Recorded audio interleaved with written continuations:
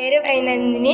I'm studying 8th class. నేను చెప్పబోయేది ఇప్పుడు నెంబర్స్ ఇలా కనబడుతున్నాయి కదా, 10 కన్నా ఎక్కువ వస్తే ఇలాగ వస్తాయి.